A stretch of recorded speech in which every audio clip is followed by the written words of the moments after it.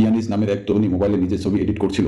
Facebook বা ইনস্টায় যেমন সুন্দর ফিল্টার মারে সেভাবেই একটা ছবি এডিট করে সে পাঠালো অনলাইন বয়ফ্রেন্ডকে। ছেলেটা তো ছবি দেখে মুগ্ধ, জানিয়ে দিল আগামী পরশু আসছি তোমার শহরে, দেখা হবেই। এই খবর শুনে ইয়ানিজের মাথায় যেন বাজ পড়লো। সে তো আসলে ছবির মতো দেখতে না, তাই সে গুগল সার্চ করে খুঁজতে লাগলো কিভাবে দ্রুত চেহারা দাগ দূর করা যায়। সে খুঁজে পেল এক অদ্ভুত অ্যাপ, একটা এমন বিউটি সফটওয়্যার যেটা নাকি ছবির মতো রিয়েল লাইফেও চেহারা বদলে দেয়। হ্যাঁ, ছবিতে যা এডিট করবে সেটাই বাস্তব মুখে প্রতিফলিত হবে। ইয়ানিজ সাথে সাথেই সেটি ব্যবহার শুরু করে। প্রথম নিজের মুখের বাম পাশে ফিল্টার দিল, আয়নায় তাকিয়ে দেখে হঠাৎই মুখের দাগ ব্রণ সব গায়ে। খুশিতে আত্মহারা হয়, এবার পুরো মুখে ফিল্টার বসিয়ে দেয়। চেহারা সত্যি হয়ে যায় নিখুঁত ঝকঝকে। দেখা করার দিন সময় চলে আসলে ছেলেটা এখন তার বিল্ডিং এর নিচে দাঁড়িয়ে। ইয়ানিজ তখন আয়নায় নিজের মুখ শেষবারের মতো ঠিক করছে। মোবাইলে আবার একটু ফাইনাল বিউটি টাচ দিল, কিন্তু আচমকা একটা ভুল ক্লিক, হঠাৎ তার অর্ধেক ঠোঁটি গায়েব হয়ে যায়। ভয় নাজেহাল অবস্থা, কিন্তু ভাগ্য ভালো সফটওয়্যার আন্ডো ছিল, তাই মুখটা আবার ফিরে আসে। সব ঠিক। দরজায় কড়া নাড়ে ছেলেটা। ইয়ানিজ উঠে যায় দরজা খুলতে, কিন্তু ভুলে যায় তার মোবাইলটা টেবিলেই হয়ে গেছে। ঠিক সেই সময় তার রুমমেট ঘরে ঢুকে পড়ে, হয়তো ঈর্ষা, হয়তো রাগ। সে মোবাইলটা হাতে নিয়ে ইয়ানিজের পুরো মুখই বিকৃত করে ফেলে। মেয়েটার মুখও, ইয়ানিজের মুখও বাস্তবে বিকৃত হয়ে যায়। মুখে আকৃতি এমন ভয়ঙ্কর রূপ নিয়েছে, ছেলেটা দেখেই স্তব্ধ হয়ে যায়। মূল কথা হচ্ছে, সৌন্দর্য যদি কৃত্রিম হয় তাহলে সম্পর্কটা আসল কি হয়? সতর্কবার্তা, সৌন্দর্য বাস্তব না হলে